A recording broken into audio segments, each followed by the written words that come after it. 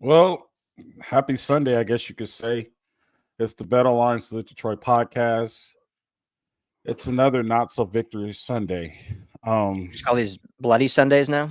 I guess so. Our Sunday, bloody playoff Sunday. our playoff hopes are officially over.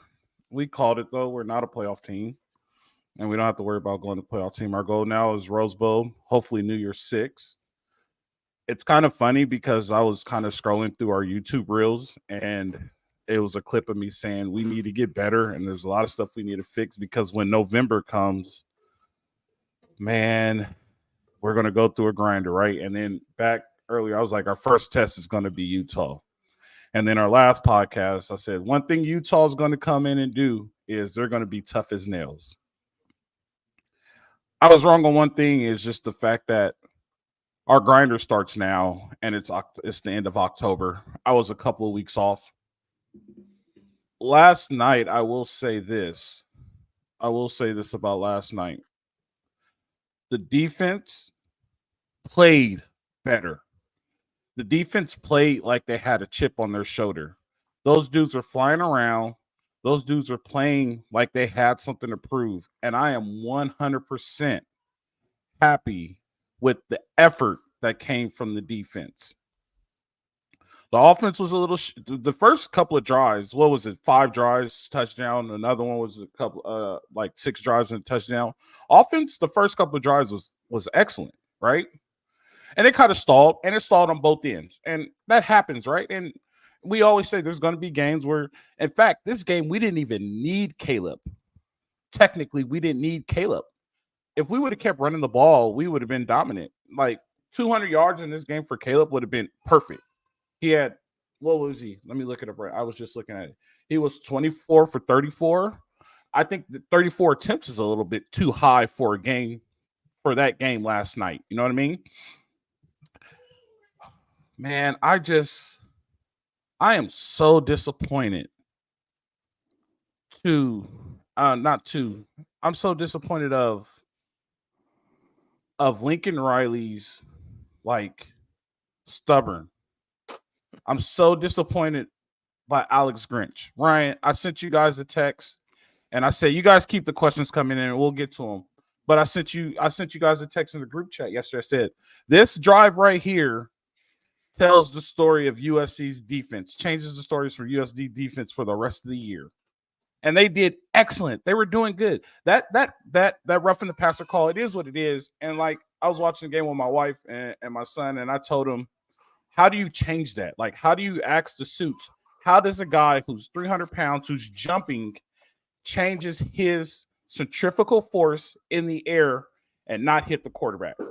Nobody has the answer for it, but they have a penalty for it. You know what I mean? And things like that happen. I'm not going to knock Bear Alexander's effort. The thing I am going to knock is I don't think that was targeting, and I don't think we should lose them for the first half of next week's game. That call was suspect. I think what Utah did, I mean, it was gamesmanship, but I think it was a little low on the class bar by jogging the player on and jogging the player off. Like, but you can't knock it, right? So, I mean, at the end of the day, the defense played well up to certain points. There's some things that you have to question, right? You're on second and 5, and you're running a 5-man box, right? How do you run a 5-man box on 2nd and 5? It is a running down. It's not even in between. 6 and 7 in between, I get it. You don't know what you're going to do. But it's legit 2nd and 5. They're going to run the ball. No wonder you give up the first down. It's 4th down. They motion it empty. They have no check to motion it empty, and they leave the guy wide open. They get the first down. That's not on the players. Did you see what's tall dude's name, Ryan? 18. I keep forgetting his name. Gentry got up and he was pissed. He's like, what are we doing? Right? And then to put the cake topper, because me and Jamal were just talking about a wedding. So Jamal, to put the cake topper on top of the wedding cake, right? We just have 3 tiers of mess up. To put the cake topper on top of the wedding cake, you're on 3rd and 10, 36, excuse me. It's 3rd and 6. And you're on your 40-yard line, right? And you have them outside of field goal range. They're outside of field goal range. All you need to do is get 2 stops. You need 2 stops. That's it. and you run man, and they run a 7-man route. Everybody's covering somebody, and the quarterback just took the ball, ran it, and slid. At the end of the day, it's not the players. And we're going to go back to this. And I'm going to keep going back to this. It's not the players, right? It's at this point, it is the coaching, right? And then we just read the tweet. The scariest quote that I ever heard in my life from a coach who it's either that he doesn't understand what's going on or he's naive. This program has championship expectations. We're not going anywhere. We signed up to be here for a long time. That came from Coach Riley. I mean, how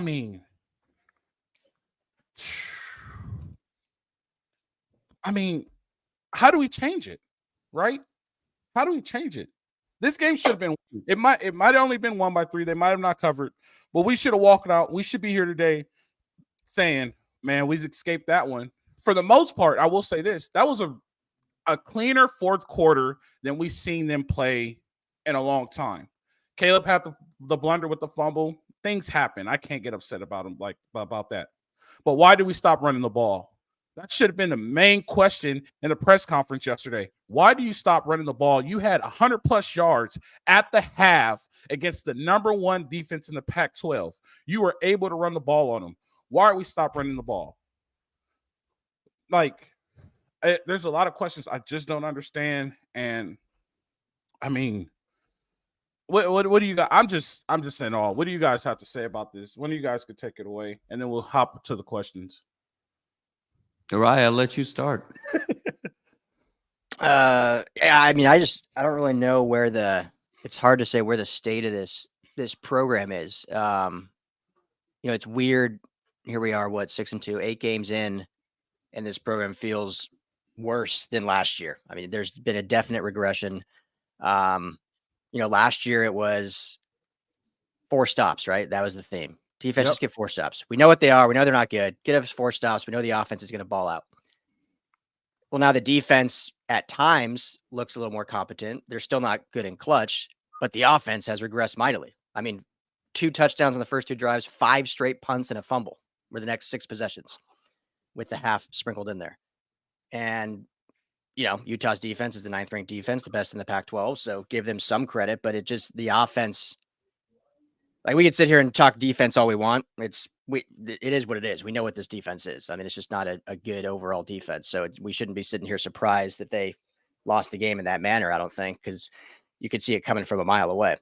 I do agree with you. The effort was there, but it is what it is. But to me, the concern is the offense that has continually regressed. And I look at, it's football sometimes comes down to singular plays, especially in a 2-point loss or victory. And, we could look at the targeting call as being a huge game changer. But to me, you have the ball in Caleb's hands. You have 2 2-point conversion opportunities. You hit either of those, you're up by 3. You hit both, it's a touchdown to win. You hit those 2-point conversions, they're sitting in victory lane. And I didn't love the play calls on those. I didn't either. So to me, I hate just sitting here on Sundays playing blame pie, but the offense has regressed so mightily that you can't rely anymore on the offense. And yeah, they came through in the clutch in the end, but outside of a pick 6 and a Zachariah Branch punt return, I mean, they still only put up 10 points in the second half offensively. So I don't think I see comments, and we'll get to them. I don't think guys are checked out. I don't think we'll have to dissect more and look at some more film, but it's just not there right now. Yeah, Ryan, I couldn't agree with you more. I mean, this was pathetic offense and pathetic defense. I think let's just sort of break that down first. I mean, on the defensive side, to give up 482 yards of total offense to a 3rd-string quarterback and a converted strong safety who's playing running back. I mean, they had 2 guys last night, and we talked about it all week. It was going to be Vaki, and it was going to be Jaquindon Jackson. And I said, I think Utah's probably going to run 50 times. and they didn't run 50 times, but they gave those two guys a combined 50 touches just about. And so they ran 47, Jamal. So They you're ran 47. 47. And then with the 9 catches with Vaki, it was 56 touches between those two guys. I mean, it was absolutely unreal. You knew they had 2 players, and you couldn't stop it. You couldn't stop a nosebleed over the course of that game. The only reason we're sort of talking about that targeting play, or we're talking about the 2-point conversions, which, by the way, I'm not even really concerned about the play call in the 2-point conversion. I was concerned about the decision making to go for it on 2. If you just take the 2 extra points, you're still tied. The game's going into overtime. Where I'm concerned is the fact that this was a blowout. I mean, if it wasn't for a Kalen Bullock pick 6 and kind of a fluke punt return there by Branch, this is a double-digit loss at home, where this team probably scores, Ryan, to your point, they had 6 points after the first 2 drives of this game. What was so puzzling also now on the offensive side of the ball is, Alfred, to your point, to go 96 yards rushing over the course of the first 2 drives, and you had Marshawn Lloyd rolling. You were running that zone stretch play. You found Taj Washington off of play action, and then 6 drives where it's 4 punts, the end of the half, and the fumble. And you go from 96 yards rushing over the first 2 drives to 51 yards rushing total the rest of the game, which includes 12 yards from Caleb on that scramble. So the bulk of that game, you have 39 yards rushing. And it's just the book yet again is playing out here. Jed Fish has ruined USC season. It's rush with 4. Utah was able to get penetration with 4 after that second drive. And receivers can't get separation. This notion that Brendan Rice is somehow some elite receiver is a complete joke. He's an average receiver. Taj is sort of a gadget slot guy who will go deep every once in a while. The receivers can't get any separation. And so you are allowed to drop back 7. There's really no passing lanes there. You have to be able to run the ball, even if it's 2nd and 7, even if it's 2nd and 8. And I get it. There were some moments on those 6 drives where there was a bubble screen for a loss, or there was a false start, or there was a loss on the play, and you're 1st and 15, or you're 2nd and 11, or you're 3rd and 8. And so there's these moments where you're like, it's taken the running game out of the equation for this particular drive. But at some point, you have to be able to run the ball to even just create 3rd and short, 4th and short opportunities. But Ryan, I think you said it best. This is a regression. This team is worse offensively. They're just as bad defensively as they were last year. There was at least some sense of identity last year. And again, it's the thing I've been saying since the start of the season. They're deeper, but are they better? At the end of the day, they don't have a receiver nowhere near as good as Jordan Addison. They don't have a defensive player as good as Tui Pelotu. They've got 4 or 5 guys who are better than a 4 or 5 core of last year, but none of those guys are sort of performing to the level Tui Pelotu is. And up until the pick 6 with Kalen Bullock, he sort of had disappeared for most of this season. So where you go from here is an absolute question moving forward, especially with Oregon, Washington, and UCLA still on the schedule. I'm going to start with this question right here. This is becoming a joke. Took L to a team that had a QB who was a former walk-on pig farmer. And let's let a converted safety go crazy on offense. When is Lincoln going to take accountability? Rocket is a dud. What's Rocket? So I'm gonna hide this because it's kind of in our face. I don't know what Rocket is, but I'm gonna address this right now. And everybody, I'm gonna address everybody who mentioned that he's working at Lowe's. He's a walk-on, third-string quarterback, this and that. Baker Mayfield, walk-on quarterback. Will we take Baker Mayfield as a quarterback? Absolutely. There's a bunch of walk-on guys who just get overlooked in recruiting that end up being really good. This kid has the potential of being really good. I'm not going to take anything away from his talent, right? The quarterback is going to be good. He's only, a freshman, right? No, he's 3rd year.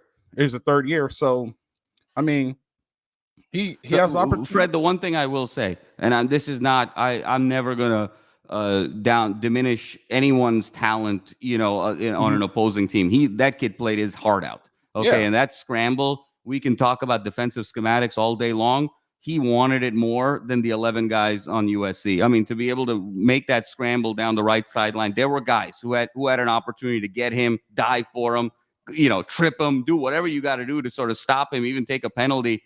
He wanted it more. It was tremendous heart. But having said that, over the course of 3 years at Utah, his career high was 175 yards passing.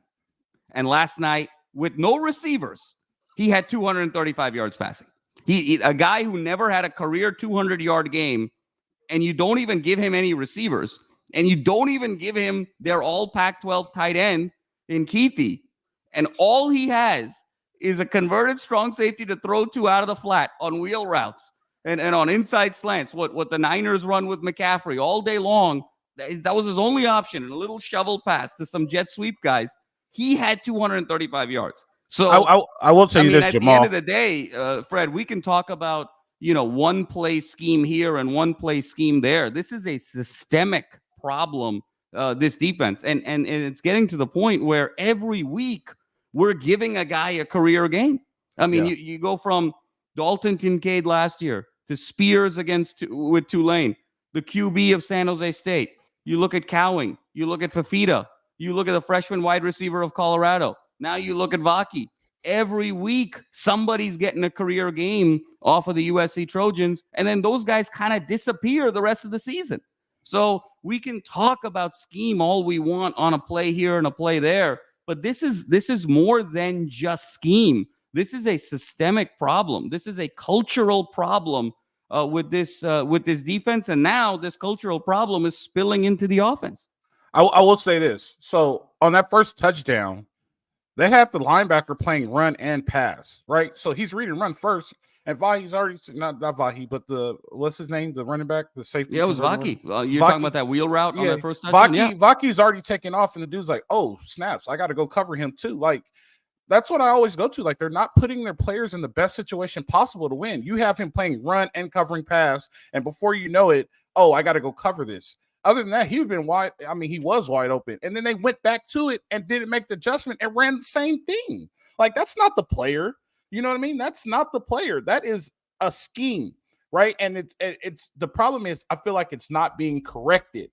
It's not being corrected at a high level. If you guys are my boss and I am doing something wrong, you're going to call me into my office, or you're going to call me into your office and tell me to make the corrections. If I don't make the corrections, I'm fired. Regardless of friendship or anything, that's the issue there. Like, I understand that you're saying systematic, but they're not putting their players in the best position possible to win. Constantly, we were running the ball down Utah's throat, and we stopped. We just abandoned the run. We didn't need Caleb. Like I was telling you last night, like, we didn't need Caleb last night, right? We didn't need Caleb. It's a good thing we didn't need him because we didn't get him. I mean, he didn't do anything. Right. I mean, at the end of the day, you can sit here and talk. Oh, hang on, Fred. Hang on. At the end of the day, you can, you're powdering his butt. You guys have been powdering this team's butt the whole season. And now it's time to pay up, because at the end of the day, it's 3rd and 4. Okay, I get it. You should be able to run the ball there. I understand that. But you don't even give him he doesn't even give the team an opportunity to throw the ball. The ball just slips out of his hands. And mind you, if Utah doesn't recover right there, I mean, it went right through the D lineman. The game's over right there. So the fact that we're even talking about this last drive and what could have happened and what should have happened on this last drive is a complete joke, because SC was lucky that it even went to the last drive. I mean, where has Caleb Williams been the last 3 games? I mean, and we're sitting here and talking about, well, he didn't have it as a passer against Arizona. So, he was great. I mean, he was just sublime as a rusher. Yeah, 41 yards rushing. Okay, fine. Sublime rusher. Then where was he last week against Notre Dame? 3 interceptions where he panicked in the pocket. Where was he this week? Tell me about that ball to Branch. That ball to Branch was 10 feet over his head. Tell me about that ball to Deuce Robinson that was behind him. Tell me about the second ball to Deuce Robinson that was another 10 feet over his head. Where is he throwing the ball? Everything. He's 24 for 34 because he's checking the ball down. Where is the downfield accuracy that we saw earlier in the year? He's regressed. No, 100%, and I don't disagree. He's had a. That's why I asked: Is this what we're expecting from Caleb, or does he recover? But what I'm saying, as far as game scheme wise, right? As far as going through the game, Caleb, we didn't need him to throw 34 passes. There was no reason for him to throw 34 passes last night, because we were running the ball down his throat. This should have been the least productive game out of Caleb Williams last night that in his whole career. And at the end of the story should have been, well, Caleb really didn't do anything, but Marshawn Lloyd and Austin Jones ran for 250 yards total. You get what I'm saying? Like, it was one of those. That's when I say we don't need Caleb. I'm saying, like, there was no reason for Caleb to have 34 pass attempts last night. Like, we should have just been smashing the ball right down their throat, and we just stopped against the top I'll tell you, defense Fred, in the Pac-12. it's a great point, and I think this kind of speaks a little bit to Lincoln Riley got spooked. And I'll tell you where he got spooked. There were two moments in the game where he got spooked. It was the third possession after the 2 straight touchdowns. If you recall, end of the first quarter, 3rd and 2. He went keeper with Caleb, and Caleb got stuffed right at the line. And the moment that play happened, it sort of changed the game in Lincoln Riley's mind, where he felt like he couldn't run the ball. And then they didn't run the ball for 3 or 4 straight drives. And then the next moment where he got spooked was midway through the 3rd quarter, down 21-14. Utah had just made SC go 3 and out, punched it in, and then that option to Marshawn Lloyd, and on a very kind of delicate hit, he coughs it up. And then Utah comes back and makes it 28-14. And then I think, again, Lincoln Riley went into the mindset where it's like, I can't run the ball. And so he got spooked on 2 different occasions of this game. And ultimately, it made SC very, very one-dimensional, and it allowed yet again a team to drop back 7 and be able to cover up these passing windows. Yeah, right. And so, like, I don't want you to get me confused. Like, oh, like I was praising Caleb Williams. What I'm saying is, like, last night should have been Caleb's lowest production game in his career at USC and Oklahoma. You get what I'm saying? Like, we should have ran the ball for almost 300 yards last night. Let's get to some of these questions. I saw a good one, right here. So, John Pitts, I think the linebackers are totally confused. They don't know where to go. And this is something that we've talked about multiple times, right? Like, the defense is too complex. They're struggling to line up. They don't know who to cover. They don't know what to do. They motion. If you want to beat USC's defense, if you want to get them completely messed up, I'll give you right now. Go to old school Bob Toledo. And Jamal, I know you know Bob Toledo growing up watching very well. UCLA. Yeah. Shift, motion, shift again, motion, and run inside zone, and it's going to bust every time, because every time there's a motion, every time there's a shift, every time they go hurry up, the defense can't line up, because it's such a complex defense, and they're struggling to line up, right? So, like, it's not, man, it sucks, because, like, I don't think I know you don't agree with me, but I just want to see them play. I don't think they've played yet. And what I mean by play, like, just don't think and just play. You know what I mean? And Fred, the other thing I'll say is, no, I agree. I agree with you here. I think he's got to tighten up the rotation. I mean, this notion, especially in the linebackers, in the linebacking room. I mean, you've got very credible linebackers here. It should basically exclusively be Jamil Muhammad, Romello Height, Cobb, and Gentry. I mean, there's really no reason anybody else should be playing at linebacker outside of those 4 guys, and you rotate them along. Look, you need a spot play here and there for a guy to get a breather, to just to kind of stay fresh in the second half. In the fourth quarter, fine. But 90% of the snaps at linebacker should be across those 4 players. And I still don't even really understand the linebacker rotation. And it's affecting a guy like Gentry in particular, who has been so injury prone the last 18 months that he had 2 tackles last night. I mean, he's not able to get in any sort of a rhythm without having the reps the last year and a half. And so they have to part of this confusion, Fred, that you're speaking of is there's too many guys in the rotation. They don't know their roles relative to this unit. So even beyond schematically, its rotation is another massive issue here. Yeah, and so LV Raider 67, and this has been brought up too. Maybe Riley isn't a guy. Maybe he's overrated. I mean, that's starting to. I mean, I'm starting to agree with you guys. They're like, I've been on the Riley train. I'm not even gonna lie. I've been on the Riley train. I've been on the Caleb Williams train. I've been so optimistic for this team, right? And I think last week I finally said we were ahead of schedule, and maybe we were overlooking this thing. And the realization is that I don't think they want to win. Like, and when I say I don't think they want to win, I don't think national championship is the goal for this program. I legit think that USC wants to be the Penn State of the West. Win 10 games, compete in a big bowl game, get TV ratings, fill the stands up, and I think at this point they're truly happy with this. Our national championship expectations are a thing of the past. I think because we're so used to when teams are good at USC, they are supposed to win a national championship, that we expect that now. But I'm starting to believe that it's not. I don't understand how a head coach, you come out in a press conference and you're optimistic after that game. There's no way you could be optimistic after that game. I wouldn't be. I'm not optimistic. We're going to El Paso. We're not even going to the LA Bowl. We're going to El Paso. We're going to play in the Kellogg Sun Bowl. That's how good a team we are right now. You know what I mean? So that's the truth about it. Like all these New Year's Six bowls and all that. I apologize for saying that. I apologize for being optimistic. My eyes were open last night, and we are a before New Year's bowl team, and it is what it is. Great show, guys. I feel like this season was doomed when he retained Grinch. Grinch's terrible defense has now started to spill over into the offense.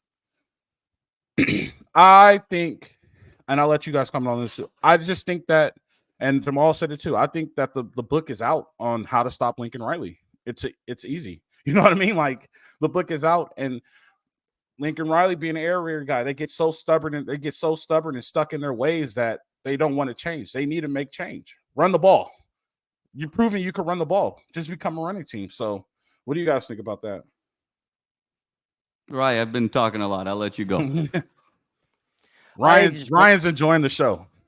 One thing at this point, the expectation is, can we get to 8 wins? I think get rid of the Rose Bowl. Can we get to 8? I mean, you beat Cal, and then you got the gauntlet of Oregon, Washington, UCLA. Can you win even one of those? The only thing I'll add, because I think I just don't want to keep repeating things, but going back to Caleb Williams a little bit, is the worrisome thing about the regression. And I don't know if it's mental now or what, but there was a lot of plays, and like I have a nice bird's eye view from the press box where you can see kind of plays develop a little better. And I haven't even mentioned the offensive line. The offensive line played substantially better this week than they did last week. I mean, the offensive line, they made a rotation. They made a move from right guard to right tackle. Offensive line did their job overall, what they needed. And Caleb, I thought, held strong in the pocket, but there were some plays where, as Jamal mentioned, guys were open, he missed through them, and then had guys open and just didn't pull the trigger. I don't know if he was just nervous because of the 3 picks last week or what. And we saw some of those coverage sacks, but they weren't like, the coverage was good. I'm not saying it was great, but it's almost like we've gotten to the point now where unless the guy is 15 yards wide open, he doesn't want to throw it. Like there's none of these tight window throws where if a guy has a yard of separation, that's open. I mean, if you're the greatest quarterback in the nation, that's a throw you got to make. And there was a few times where Rice was over the middle or Taj was over the middle and he just didn't pull the trigger, and it ends up, scrambling and tries to do something, either throws it away. So it doesn't get really talked about. But that was the only other thing I saw that I'll add is just, there are these moments where it's like, all right, these are quick hitters that you got to hit. And again, I would much rather see them run the ball, but there was opportunity there. Caleb just didn't take it. Yeah, Ryan, I think that you said that best. And I saw a similar story there as you did. Everybody's talking about the fumble, Fred, on 3rd and 4, with him losing the ball. What people aren't talking about, who weren't there, is 2 plays earlier, Mario Williams was wide open in the end zone, and he just didn't go to him. He just missed him completely. And yeah, he had underneath stuff basically a lot. I mean, there were probably a handful of times where he had some guys across the middle for an easy 7-8 yards, and he just didn't pull the trigger there, and anywhere from 7 to 12 yards. And I've said this now for a couple of weeks with you guys privately. I was like, Caleb throws to open guys. Penix throws guys open. There's a little bit of a difference there in terms of these two, and we'll get an opportunity to see both of those guys up close and personal. But back a little bit, Fred, on the Riley piece, it's something that we talked about earlier in the season. Look, at the end of the day, he is exceptional of beating up on inferior competition, running up the score, getting great stats, great numbers.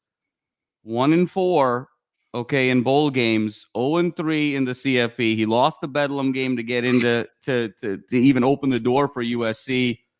4-7 Him and Caleb are 4-7 in their last 11 games against top 25 competition. And now USC is 2-11 in their last 13 games against AP top 25 competition. So when he runs into a coach that is as good as him or better, and think about the guys over the last 2 years that he went up against, Marcus Freeman, Kyle Whittingham, the Tulane coach's name is I'm slipping from it, but I know he was in it. Willie Fritz, excellent coach over a 40-year career. Every time he runs into a coach that's as good as him, and it kind of becomes more of a coaching game, and the talent discrepancy goes away, USC is either in an absolute slog, and it can go either way, or he loses. And so ultimately, when you start looking ahead of this schedule, forget about the teams. I mean, look at the coaches here that's coming up. Kalen DeBoer, Dan Lanning. And I'm not even going to say Chip Kelly. Who I'm going to say is DeAnton Lynn. And so, those are the three guys now that are just as good as coaches as Lincoln Riley is. I would even say the head coach at Cal. The head coach at Cal's not a bad guy either. Like, he's pretty legit too. So I'm going to change our view to that. So that's way better. I'm sorry, guys. So the head, I can't think of his name. He was Justin Wilcox. Justin Wilcox is not a bad guy either. So you're right. And Wilcox gave up 480 yards to Utah as well, though. So it's not giving too much credit. I will say this, Jamal, the person you describe right now is James Franklin. Like, the more we talk about it, the more we're becoming the Penn State of the West. So, you know what I mean? So it is what it is. GLBC, Marshawn Lloyd, before that fumble, was the best player on offense. The fact that Lincoln didn't see that and even went away from him is a bigger problem. It's in fact a problem. Like, when you have a team like that that's statistically so good, right, defensively, and you have them on their heels, you keep throwing punches until the punches no longer land, right? Until they fix it, you keep doing it, right? The old saying is, I'm going to keep doing it until they stop it. That's the old saying in coaching. They can't stop it. I'm going to keep doing it. And it happens against our defense. They keep doing the same thing, and we can't stop it. And so, I mean, Marshawn Lloyd made a mistake, and they just, like, yanked him. That tears the kid's spirit apart. You pull it aside like, hey, man, it's all right. You're going to make up for it.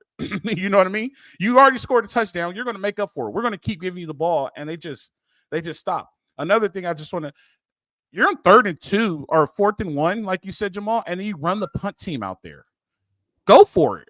You know what I mean? Like, I know it's a pass, but the reason why they have the chant Big Balls Pete is because Pete Carroll will go for it.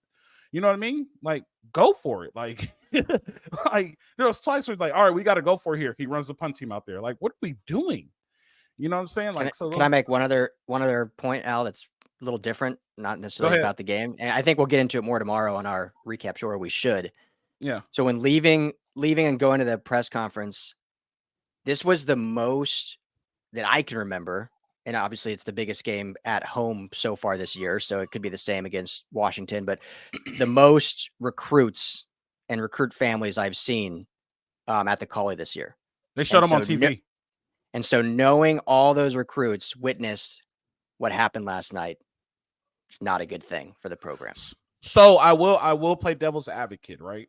And this is me being a high school senior, being recruited and watching bad play. My attitude was, I could come here and start over him. Like, this is a spot for me because I have a starting spot as a freshman. You know what I mean? So, like, hopefully, fingers crossed. Yeah, yeah. So, I could go and start over him. We had a bunch of questions up first. Now everybody saw each other in the if chat. I can jump in a little bit, not on the recruiting. That was a great point, Ryan. I just want to see more accountability. What I'm concerned about moving forward is this lack of accountability with both Caleb Williams and Lincoln Riley. And what really upset me yesterday to hear is Lincoln Riley talking about the championship expectations have gotten away from us. And I don't know where that narrative came from, but I have to sort of rein it back. This is the same guy who in the opening press conference at the top of the call, he said this is going to become the mecca of college football on the West Coast. And when Bill Plaschke asked him flat out the question, how soon do you think you can compete for championships? He said, right away. Our expectation is to compete for championships right away. And so now last night when he comes and says, I don't know where this noise came from and this narrative came from, you created the noise. It was on you. And so if you say these things to sort of generate, whether it was buzz or hype, and you didn't really believe in it, you didn't really have the conviction of what you were saying at that particular point in time. Now to rein back from that shows a lack of honesty, a lack of transparency, and ultimately a lack of integrity when you say things and you don't mean them. And then on the flip side, with Caleb, on the one hand, you're doing the LeBron, I'm putting the crown on my head. If you're coming for the king, you best not miss, and all of this stuff. And this network is guilty of it just as much as everybody else, of feeding into all of that BS. And then when you want to take it all, and then you say, well, I don't listen to what sheep say because I'm a lion. Okay, well, guess what? The lion looked like a sheep last night, as far as I could see. So, I mean, it's easy to talk when you're winning. But then when you're losing, to not have the integrity to stand up there and be a man and take the criticism, acknowledge it, and then say we're going to get better from it, but to run from it and to ignore it and to pretend like it came from somebody else, to me, that ultimately, more than linebacker rotations, more than wheel routes, more than giving Marshawn Lloyd the ball, more, to me, that is the biggest problem, is that you are totally fine taking the praise when everything is fine, and you're playing teams that are combined 3-19 to start the season. But the moment things get difficult, you run away from the things that you said or the things that you created. I mean, and let's not, I want to sort of revisit this point. Everyone said, oh, the kid from Notre Dame and, all of this stuff. And that kid from Notre Dame, the only thing he was responding to was, this is the same Heisman Trophy winner that said F whoever on his fingernails. You say all of that. You call yourself the king. You crown yourself. And then you don't not only not show up for 3 games, but then you're sort of talking about where is this all coming from? When your star quarterback and your head coach don't have the same level of accountability when they win versus when they lose, that's a problem. Right. And so, and we addressed this on one of our podcasts, Jamal, and I addressed it too. This morning I was just looking through all of our stuff that we talked about, and a lot of stuff that I have to redact because I was, like you said, I was all for Caleb Williams. I've been for Caleb Williams. I could say at least, even last week, I was like, he should be able to recover because we thought of how good he was, and I have to redact that. Caleb Williams has plateaued, right?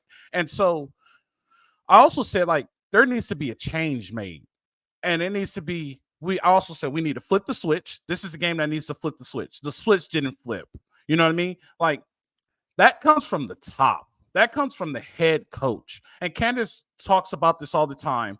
And she always says, you take on what your coach is, right? You're an identity of your coach. And I think at times, like, when your back is against the wall, that tells who you are as a coach.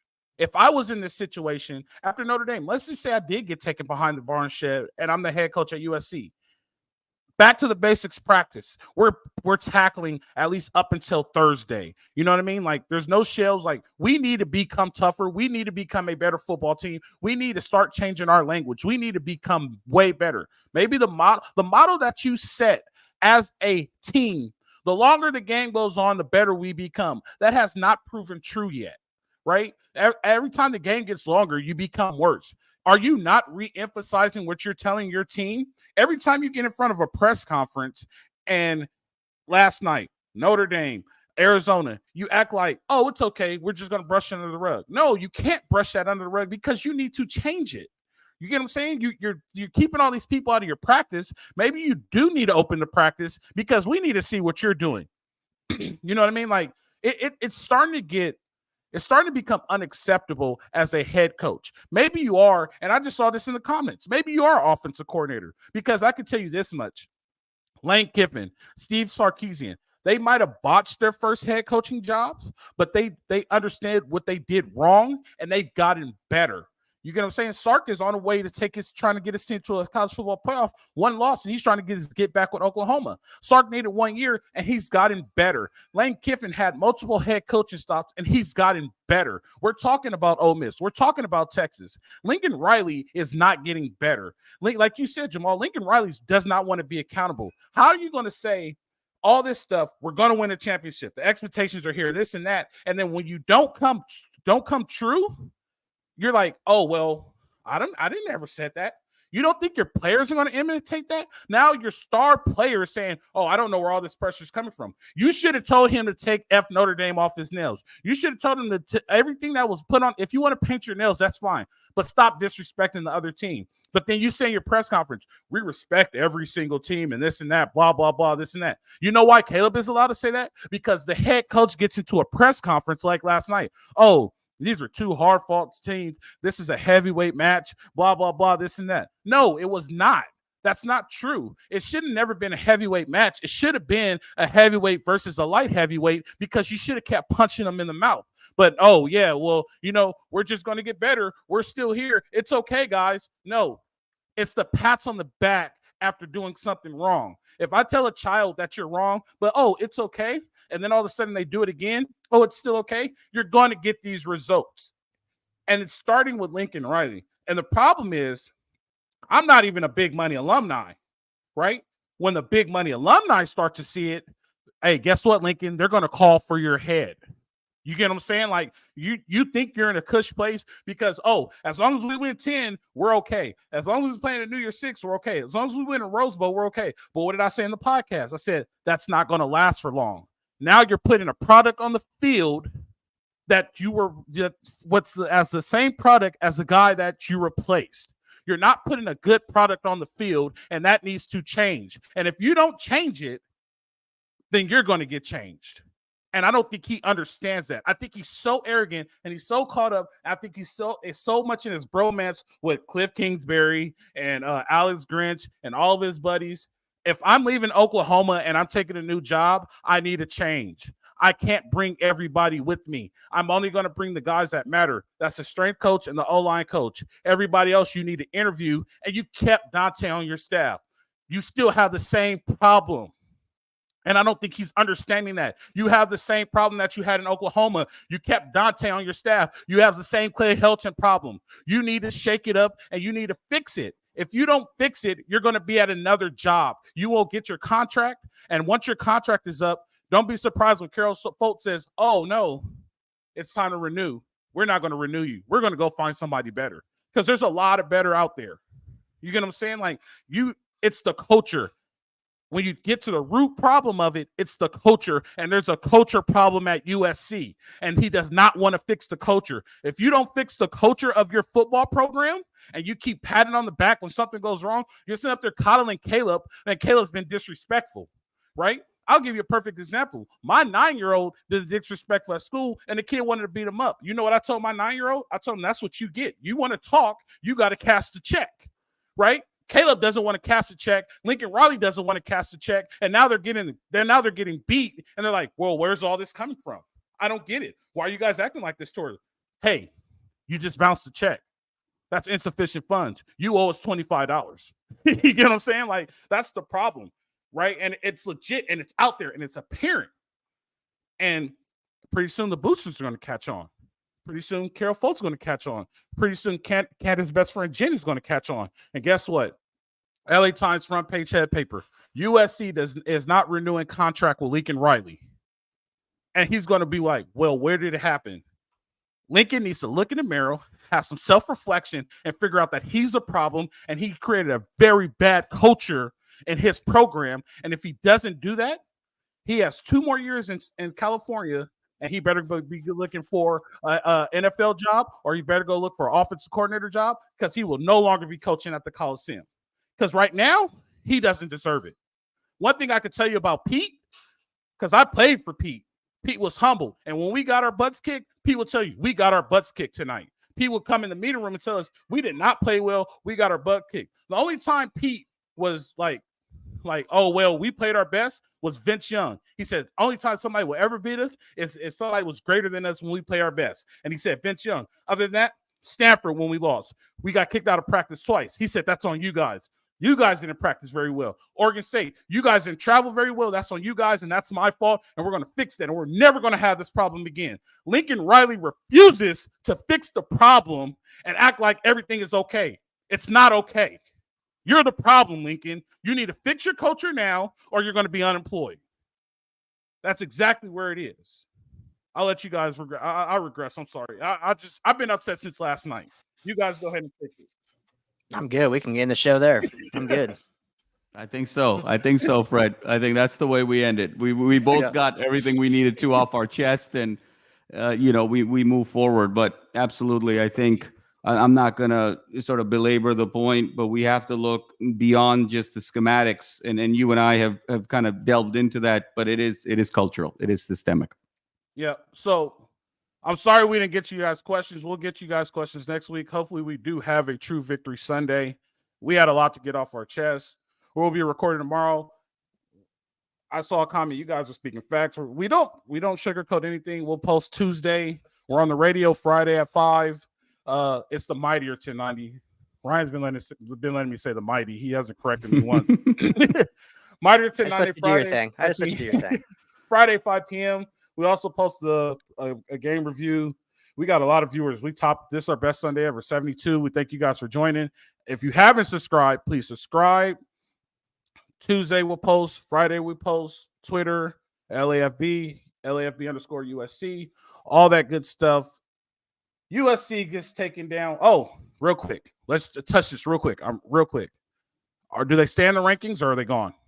They don't deserve to be a top 25 team.